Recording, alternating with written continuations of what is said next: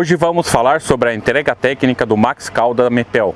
Estamos aqui ao lado do nosso equipamento que é utilizado para demonstrações a campo e vamos abordar toda a entrega técnica do começo ao seu final.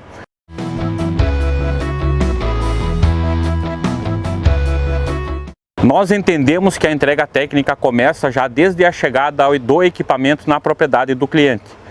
Sendo assim, devemos estar atentos a todas as etapas, desde o descarregamento da máquina, a conferência de aperto de parafuso de rodado, ou se precisar fazer montagem desse rodado, devemos ir conferindo todas as etapas e conversando com o cliente ou a pessoa que vai utilizar esse equipamento e passando as orientações. Conforme for sendo feita a entrega da máquina na propriedade, a montagem dela, junto nesse mesmo momento vamos fazendo a entrega técnica do equipamento, né? Sendo assim, vamos usar um exemplo que se o rodado vier desmontado, a gente encaixa o rodado, utiliza, aperta ele, já explica para o cliente ou o operador da máquina que nos próximos dias ou dali algumas horas de uso, ele já deve fazer um reaperto das porcas desse rodado, certo? E assim por diante. No decorrer da montagem e funcionamento da máquina, vamos explicando e fazendo a entrega técnica simultânea, certo? Seguindo para a próxima etapa da entrega, então, vamos verificar o óleo do motor e o óleo diesel da máquina, certo? Sendo que o primeiro, o óleo do motor, já vem abastecido de fábrica com o óleo 15W40. Só devemos salientar que esse óleo, a primeira troca dele é efetuada com 30 horas após o funcionamento e a próxima troca a cada 100 horas de uso. Após ser feita essa verificação do nível do óleo, também devemos orientar o cliente que a troca é feita por baixo no motor, na saída, né, para tirar esse óleo, e a colocação do mesmo é feita ali junto à vareta de verificação de nível. Então, para fazer a substituição do óleo lubrificante do motor, tá?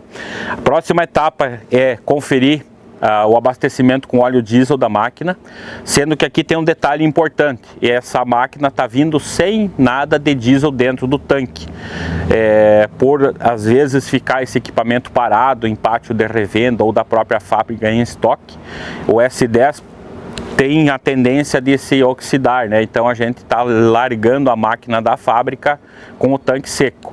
Então é importante fazer o abastecimento do tanque, a abertura da torneira que fica localizada embaixo do tanque, para depois fazer o acionamento então da partida do motor, certo?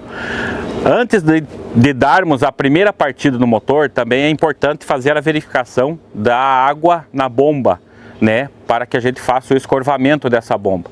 Que se a gente fizer essa bomba funcionar sem água internamente, podemos ocasionar um dano ao selo mecânico, certo?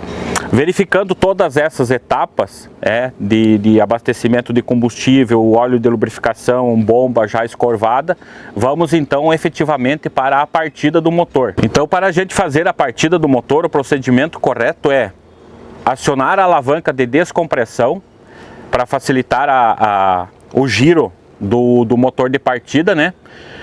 Acelerar um pouco no acelerador e fazer o acionamento da chave de partida. Sendo que a chave de partida deve ser acionada em torno de 3 a 5 segundos. Se o motor não vier a funcionar, interrompo a partida, verifico o porquê que esse motor não entrou em funcionamento e depois aciono novamente. Se por algum motivo não foi observada a recomendação de colocar diesel no tanque antes de dar a primeira partida e foi efetuada essa primeira partida, o motor vai funcionar por um breve instante e vai apagar pela falta de combustível. Aí o procedimento correto para mim fazer a sangria desse motor, como ele não possui bomba manual, só a bomba de alta pressão, eu coloco o combustível no tanque, né? Encho o tanque de combustível, então abro aqui no bico, na parte superior do bico, com uma chave de número 17, né? Com a alavanca de descompressão acionada, eu vou tocar arranque no motor até sair combustível aqui em cima do bico. No momento que começar a esguichar ou ter sinais de saída de combustível de óleo diesel aqui em cima, eu interrompo o processo, fecho novamente o bico e dou a partida novamente da maneira normal. Falando em parte operacional então do Max Calda, esse equipamento foi projetado para ser um equipamento autônomo, autossuficiente, né? Ele conta com um motor a diesel de 13 CVs, uma bomba toda em aço inox, para que seja um equipamento que consiga tanto fazer a captação de água quanto o bombeamento. Então ela consegue fazer a sucção e o bombeamento de água. Esse equipamento ele está preparado para fazer essa captação ou a sugar a água de 3 locais, né? E esse equipamento também consegue mandar essa água para 3 locais. Certo? Essa captação e esse bombeamento é dirigido de um local para outro através do manuseio dos registros, então, que são localizados aqui na parte operacional da máquina, certo? Esses 2 registros mais baixos aqui vão controlar da onde a água está vindo, que é da onde está sendo feita a captação da água. E esses registros aqui na parte superior, então, vão controlar para onde a água está sendo enviada, para onde a água está indo, certo? Por exemplo, eu tenho como captar essa água de uma fonte externa, né, um tanque de água limpa, um açude, um reservatório, e consigo mandar essa água captando aqui para o IDM, que é um incorporador de defensivo, para a esfera ou para um pulverizador.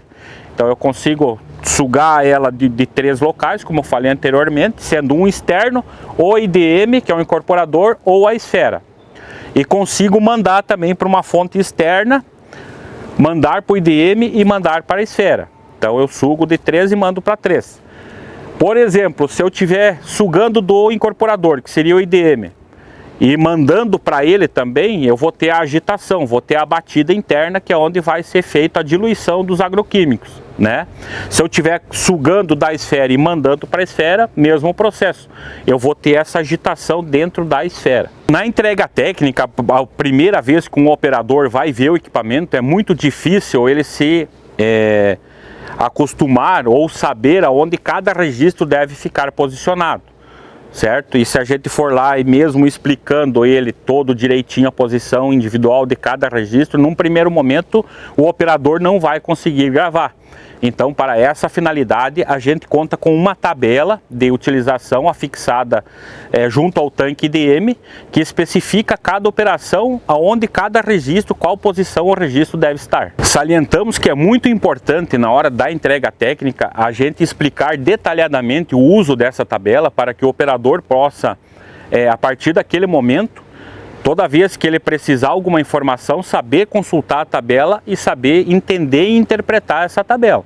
Essa tabela ela está mais ou menos posicionada de acordo com as funções, né? A primeira função da tabela é colocar a água dentro do IDM, que seria a primeira função que o equipamento vai ter que fazer lá na propriedade do cliente. A segunda tabela do lado é uma em cima, a primeira, a segunda é a da direita. Terceira função embaixo, quarta função. Então a tabela tem uma sequência lógica lá também de utilização do equipamento. Esse detalhe é bem importante, porque assim que a pessoa que está fazendo a entrega técnica sair da propriedade, o operador da máquina vai ter um subsídio aonde consultar essas informações para que possa fazer um uso correto do equipamento. Outro ponto a ser destacado então em relação ao IDM e à esfera é os pontos corretos de calda dentro para ser feita a diluição dos agroquímicos, né? E a batida, a agitação do produto lá dentro, certo? Nós temos que ter cuidado para não abastecer ou exagerar a quantidade de água dentro do tanque do IDM por 2 motivos. O primeiro é para não prejudicar a agitação, né? E o segundo é para mim conseguir colocar a quantidade de produto que eu vou ter que colocar lá dentro. Então a gente deve utilizar no início aí de 30% até 50% do volume de capacidade do IDM de água limpa, para depois começar a diluição dos produtos. Aí vou diluindo os produtos e vou transferindo para a esfera de calda pronta. Vou fazendo várias bateladas aí, né, várias batidas de acordo com os produtos a serem utilizados. Posso fazer 5, 6, uma enormidade de batidas, né, e vou transferindo lá para a esfera.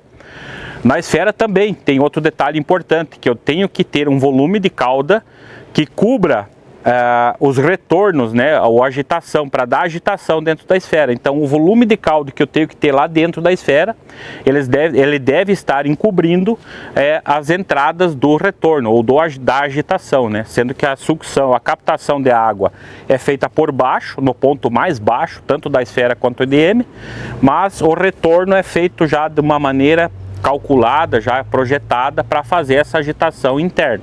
Então eu tenho que observar essas quantidades de águas necessárias para fazer isso.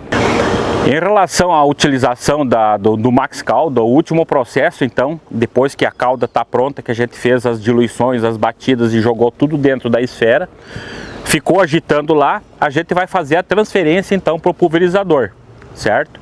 Aqui ao nosso lado, então, como eu já comentei anteriormente, a gente tem um equipamento de demonstração com a capacidade de 3.500 litros. Tá? Até uma sugestão de uso que a gente dá quando a gente vai fazer a entrega lá nas propriedades é, como o equipamento provavelmente seja de 3.500 litros, eu coloco a minha calda até chegar mais ou menos a 3.000 litros. Eu deixo uma margem de 500 litros lá ainda, que é para jogar água limpa no final do processo. Então eu estou com a minha calda pronta lá dentro, 3.000 litros de calda, e meu pulverizador é 3.500. Eu chego com o pulverizador do lado, conecto a mangueira, vou transferir aí uma taxa de mais ou menos 1.000 litros por minuto para dentro do pulverizador, né, essa calda. E no final, quando terminei de transferir 3.000 litros de calda, eu transfiro mais 500 litros de água limpa atrás dessa calda para fazer a limpeza de todo o sistema de bomba e também da limpeza da mangueira de conexão entre o Max Calda e o pulverizador. Isso vai facilitar para mim retirar a mangueira lá do pulverizador, que ela vai estar sem produto. Se der algum derramamento, alguma coisa, vai ser água limpa. Então isso facilita muito a operação. Mas isso é cada caso, cada situação. Existem inúmeras situações que o equipamento pode ser utilizado e cada propriedade vai achar a melhor maneira de utilização do mesmo. Nosso equipamento Max Calda conta também com um filtro na linha de saída da calda. No momento que a calda está sendo transferida para o pulverizador, então acontece uma filtragem. Durante todo o processo de diluição e agitação dos produtos, a calda não passa aqui pelo filtro, mas no momento da transferência da calda pronta, já preparada, antes de chegar no pulverizador, a gente geralmente utiliza esse filtro então com uma malha 50, que é uma malha intermediária, para fazer a retenção de partículas um pouco mais grossas. E geralmente lá no pulverizador se utiliza uma malha 80 que vai reter o restante das partículas, para não acontecer o entupimento de bicos.